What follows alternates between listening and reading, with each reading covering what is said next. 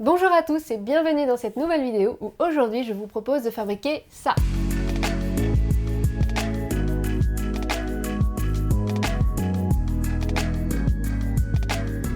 Je précise que c'est un projet que j'ai réalisé moi-même de A à Z en passant par la modélisation, l'impression, la conception électronique, même si je vous avoue elle n'est pas très compliquée. Donc je vais vous expliquer dans cette vidéo de quelle manière vous pouvez procéder pour refaire ce projet à la maison le plus simplement possible. Vous n'avez pas besoin de compétences, juste un petit peu de matériel et d'ailleurs vous retrouverez dans la description de cette vidéo en dessous toutes les références dont vous aurez besoin.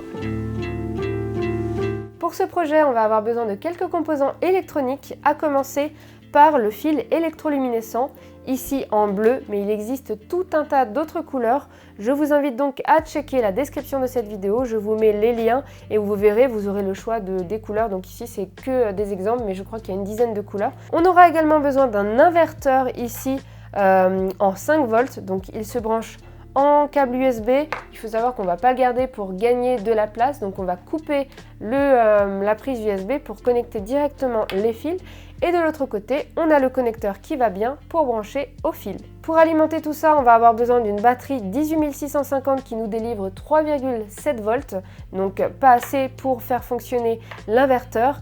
Et c'est pour ça qu'on va utiliser ce petit composant qui est un booster en 5 volts qui va donc nous délivrer 5 volts à partir des 3,7 volts de la batterie. Donc le projet fonctionne sur batterie, on va donc avoir besoin d'un composant supplémentaire pour gérer la charge et la décharge de la batterie en toute sécurité. Et pour finir, on va avoir besoin d'un petit bouton qui permet d'allumer ou non la lumière. Voici toutes les parties qu'il faudra imprimer en 3D. Ça a été fait de manière à ce que l'impression se fasse le plus simple possible.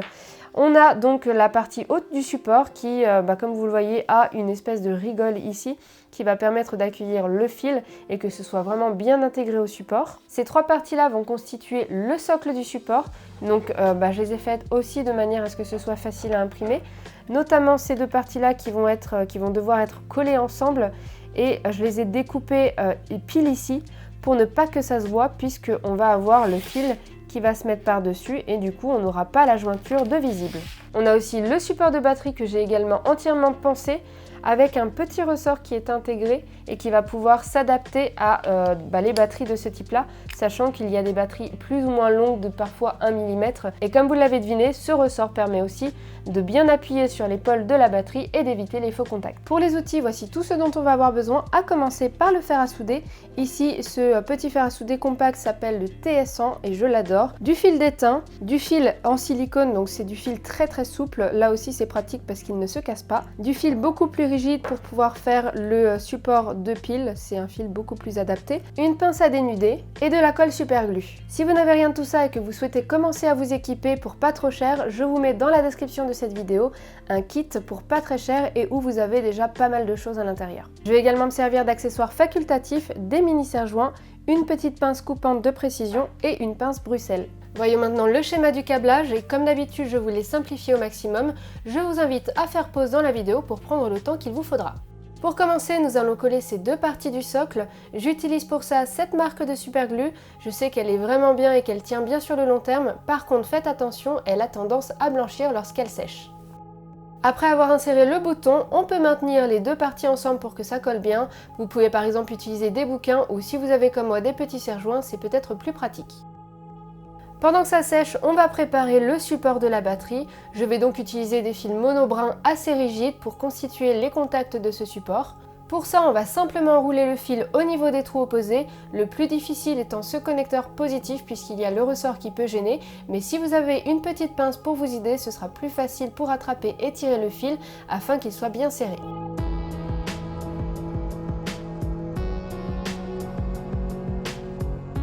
Voici ce que vous devrez obtenir, c'est un support vraiment très pratique, donc n'hésitez pas à vous en servir dans vos prochains projets indépendamment de celui-ci.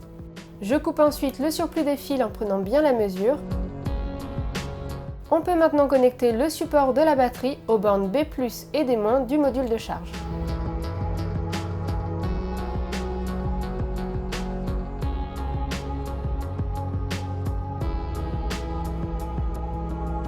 Avec les fils plus souples en silicone, je vais souder un fil rouge à la borne Out+ et un fil noir à la borne Out- de ce même module. Ensuite, nous allons connecter un fil rouge au booster 5V. Ce fil ainsi que le rouge précédemment soudé seront connectés au bouton un peu plus tard. On peut maintenant souder le fil noir pour relier le booster 5V au TP4056 qui gère la charge. Et voilà ce que vous devriez obtenir à cette étape. Si vous ne vous êtes pas trompé, on peut continuer en coupant le câble USB de l'inverteur pour gagner de la place. Et avec une pince à dénuder, nous allons retirer la gaine pour faire apparaître le fil rouge et noir à l'intérieur.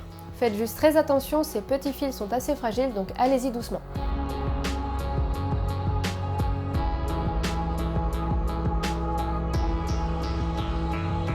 Je place l'inverteur dans son logement pour pouvoir ensuite souder ces petits fils au booster au niveau des bandes de sortie 5V et ground.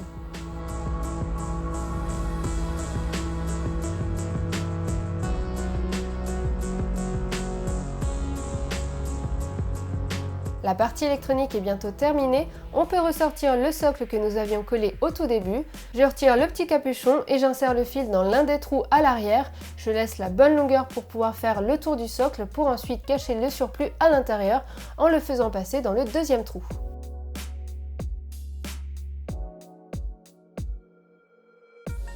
On peut maintenant coller le fil à la superglue. Encore une fois, faites juste attention à ne pas dépasser pour éviter les traces blanches, d'autant plus que je n'ai pas trouvé d'astuce pour les atténuer.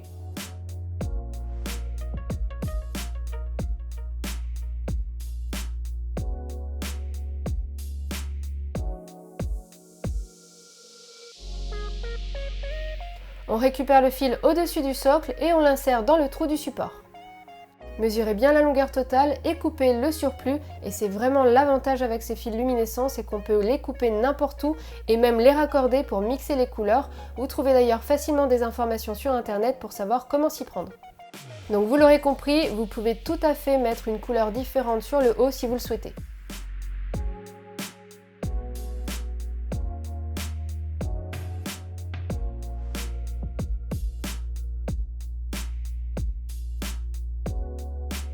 Une fois que vous en êtes à cette étape, on peut coller les deux parties en les emboîtant.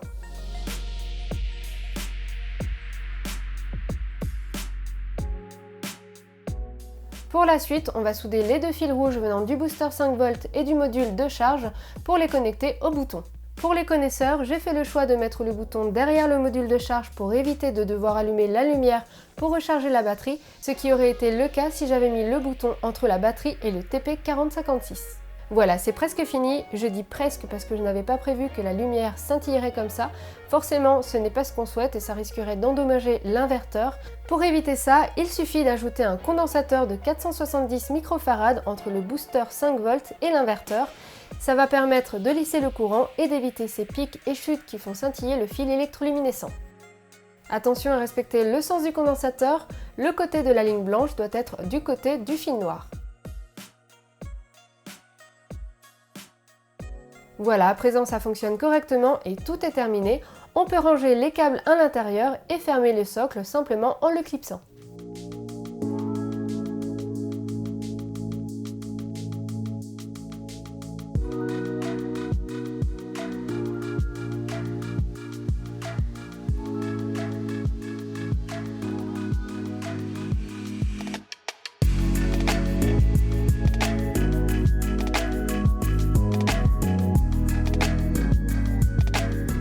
D'après mes calculs, l'autonomie de la batterie serait d'environ 25 heures, donc c'est vraiment pas mal. On a un petit module qui va gérer la charge et la décharge, donc vraiment en toute sécurité.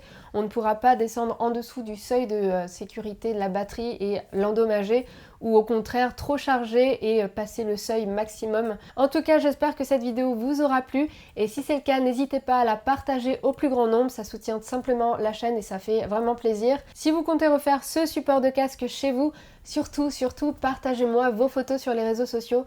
Ça me fait extrêmement plaisir que vous refaites les projets chez vous et voilà, que vous apportez parfois une touche à vous, etc.